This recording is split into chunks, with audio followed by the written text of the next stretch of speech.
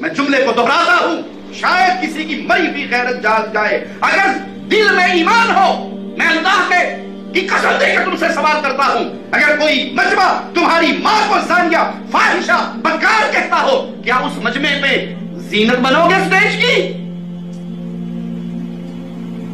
غیرت پلے ہوگی تو کہو گے جو میری ماں کو فاحشہ، زانیہ، بدکار کہے میں مر سکتا ہوں اس مجلس میں جا۔ یہ آپ کی خاندانی غیرت ہے، یہ ماں کی غیرت ہے۔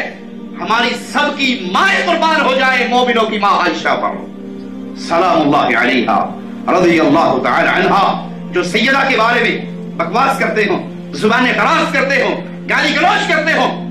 یاسر خبیث ملحد کافر مجرم نے پوری کتاب لکھی ہے الفاحشہ کے نام سے، اور سیدہ عائشہ پر زنا کی تہمتیں لگائی ہیں۔ یہ رافضیت کا امام ہے، یہ رافضیت کا ذاکر ہے جو سیدہ عائشہ کو فاحشہ اور زانیہ کہتا ہے، اور تم کھل کر کہتے ہو یہ ہمارے بھائی ہیں اور ہم ان کے جلسوں جلوسوں میں شریک ہو گئے۔ معنی یہ کہ تمہارے اندر ایمان کا ذرہ، نوٹ کمانے کا دھندا ہے، داڑھی رکھ کے تم نے نوٹ کمانے شروع کر دیے، ایمان کو بیچ کر تم نے دنیا کو خریدا ہے۔ کل قیامت کے دن محمد کے سامنے کیا منہ لے کر جاؤ گے صلی اللہ علیہ وسلم؟ اللہ کے لیے اپنی غیرت کو جگائیے۔ مومن سب کچھ کر سکتا ہے، رب کی عزت میں کسی کی شراکت کو برداشت نہیں کر سکتا، سب کچھ کر سکتا ہے، محمد کی عزت پہ آنچ نہیں آنے دیتا، سب کچھ کر سکتا ہے۔ پیارے نبی کے، پیارے صحابہ کے دشمنوں کے پیچھے نماز کے لیے کھڑا نہیں ہو سکتا ہے۔ انجینئر مرزا علی جہلمی رافضیت کے پیچھے کھڑے ہو کے نماز پڑھتا ہے، ہاتھ چھوڑ کے نماز پڑھتا ہے۔ کئیوں نے سوال کیا کہ حضرت یہ ہاتھ چھوڑ کے نماز پڑھنا جائز ہے؟ میں نے کہا یہ بات کی بات ہے، ہاتھ چھوڑنا یہ باندھنا۔ اس شخص کے پیچھے نماز پڑھنا جو ابو بکر، عمر، عثمان کو کافر کہے، جو عائشہ کو فاحشہ کہے، جو قرآن کو جھوٹی کتاب کہے، اللہ کی قسم اس کے ایمان کو تسلیم کر کے اسے اپنا ایمان بنانے والا، ایمان تسلیم کرنے والا مسلمان رہ نہیں سکتا۔ تمہاری غیرت مر گئی، تمہارا ایمان کہاں گیا؟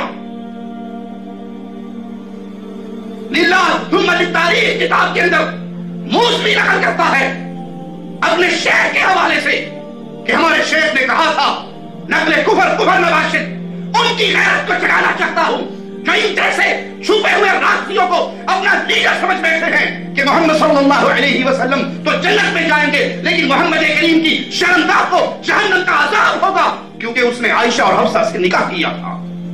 تم ہاتھ چھوڑ کے ان کے پیچھے، ان کے مجمع میں کھڑے ہو، ان کے جلوسوں میں، ان کے مدارس کی زینت بنو اور خوشیاں مناؤ کہ ہم امت کو جوڑنے کا کام کر رہے ہیں۔ یہ تمہارے نبی کی شرمگاہوں کو جہنم کے عذاب کی وعید سنائے اور تم ان کو اپنا امام بنا کے پیچھے کھڑے ہو کے نماز پڑھو اور اپنے آپ کو مسلمان بھی سمجھو۔